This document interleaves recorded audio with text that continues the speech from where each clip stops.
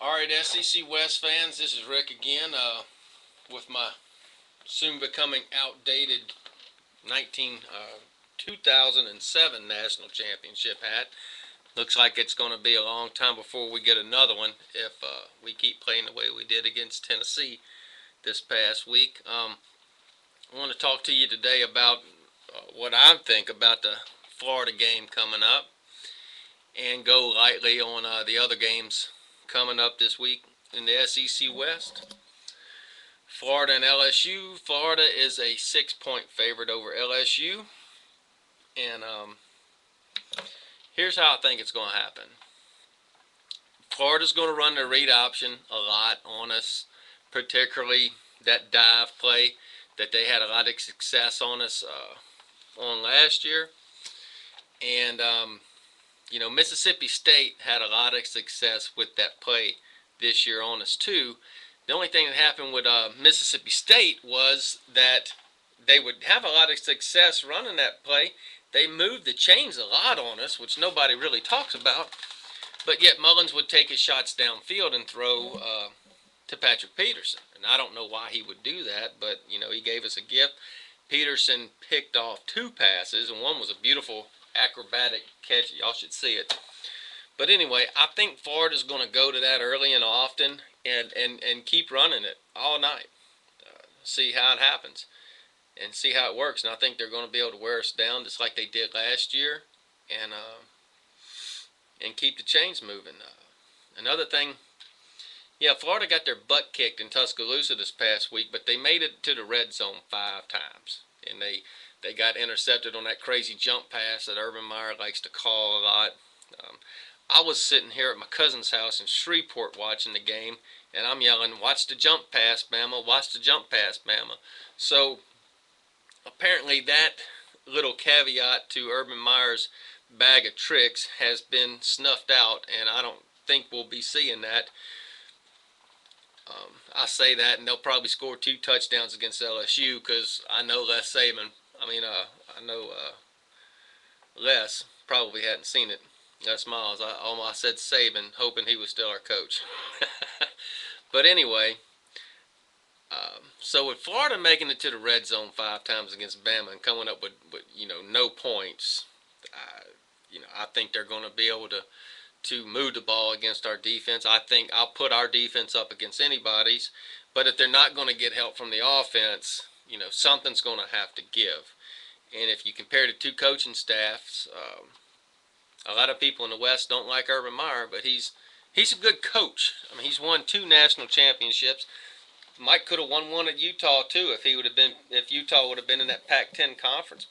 Then you never know. LSU's going to be without Sam Montgomery for the remainder of the year, which at the beginning of the year, if you'd have told me we were going to lose Montgomery, I would say okay, we'll be okay. But he's become a critical asset to us, and his loss, especially this week, is going to be felt.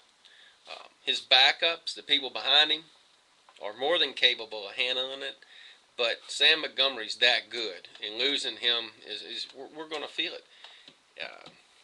I will say this about LSU's offense. From all reports that I'm getting, Les Miles is going to stick with Jordan Jefferson to start. It sounds like he's going to rotate him in like they did against Tennessee. So much the better. I don't have anything against Jordan Jefferson. I was really excited when we recruited him.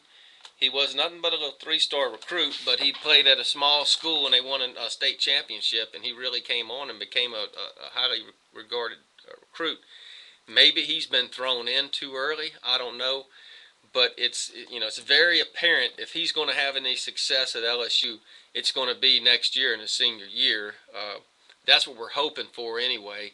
Maybe he'll be another Campbell like he was at Auburn. When you remember Jason Campbell at Auburn didn't do anything till his senior year, and that's when they went undefeated with those 2 great running backs. So that's what we're hoping. Jarrett Lee, we saw flashes of brilliance from him in that Tennessee game on a couple of those 4th down plays. Probably had more to do with Tennessee's defense being out of position than his skills. But the way our quarterback play's been at LSU, I'll take it, because we haven't even been able to get the ball to people, even if they were open. And then what's happened, if we did have those rare plays where we did give the ball to him, they would drop it. So, you know, your guess is as good as mine with our offense. I truly believe LSU's offense is going to come alive at some point in the game, in the year. I don't know if it's going to be sustained coming aliveness or if we're just going to have a game where we're going to come alive and score a lot of points. I'm thinking the latter. I'm thinking there's going to be a game where we're going to get it together, and I would imagine that's going to be in Atlanta at the Chick-fil-A Bowl. So what LSU must do in this game, stop Florida's run game. They're going to test us inside. They're going to try to get those creases to get inside real quick, and they're going to try to get around us. That's where losing Sam Montgomery's really going to come into play, because that's Montgomery's strong point. He's a big guy, but he's not that big, but he's quick.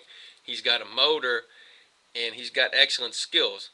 Mingo kind of fits that same mold, and our defense, I think Chavis has geared our defense smaller, faster, with good savvy football players to play against your Floridas, and we match up extremely well with them.